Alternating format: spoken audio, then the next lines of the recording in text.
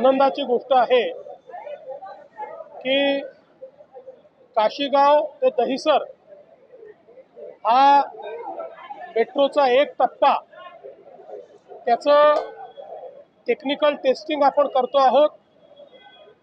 सगळ्या प्रकारची त्याची तयारी झालेली आहे। टेक्निकल टेस्टिंग यशस्वी झाल्यानंतर हा टप्पा प्रवाशांकरता खुला करण्यात येईल। आपल्याला कल्पना आहे की विशेषतः आपला जो वेस्टर्न एक्सप्रेसवे आहे हा डिकंजेस्ट करण्याकरता मेट्रो एक अत्यंत चांगलं माध्यम आहे। आधी काही लाईन्स आपण अंधेरीपर्यंतच्या सुरू केलेल्या आहेत। आता हा टप्पा सुरू झाल्यामुळे एक मोठा रिलीफ मिळणार आहे।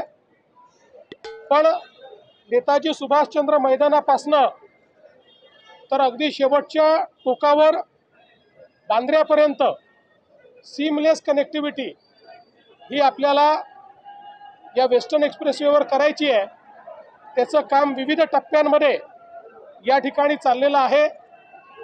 या प्रकल्पाचं सगळ्यात चांगली गोष्ट जर काही असेल तर MMR रिजनमध्ये पहिल्यांदा डबल डेकर ब्रिज देखील याच टप्प्यामध्ये तयार करण्यात आलेला आहे, ज्याच्यामध्ये आपल्याला कल्पना आहे की फ्लायओव्हर आणि मेट्रो ही एका पिलरवर किंवा एका स्ट्रक्चरमध्ये आपल्याला त्या ठिकाणी पाहायला मिळते, ज्याच्यामुळे विशेषतः मीरा भाईंदर सारखा जो आपला एरिया आहे याच्या डिकंजेशनच्या दृष्टीनं एक अत्यंत महत्त्वाचा अशा प्रकारचा टप्पा होणार आहे।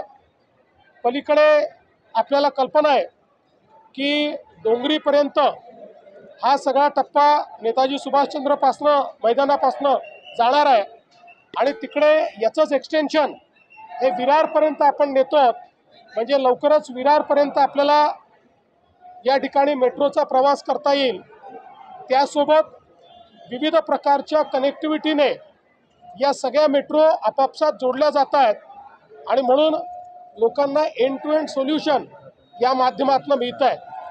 मी MMRDAचं या ठिकाणी अभिनंदन करतो की MMRDAने हा टप्पा सुरू केला। अधिक वेगानं आता याच्या पुढे आम्ही काम करू आणि या वर्षी 50 किलोमीटर, पुढच्या वर्षी 62 किलोमीटर अशा प्रकारचे टप्पे हे आपण ठरवलेले आहेत की एवढं नेटवर्क आपण डिलिव्हर करू।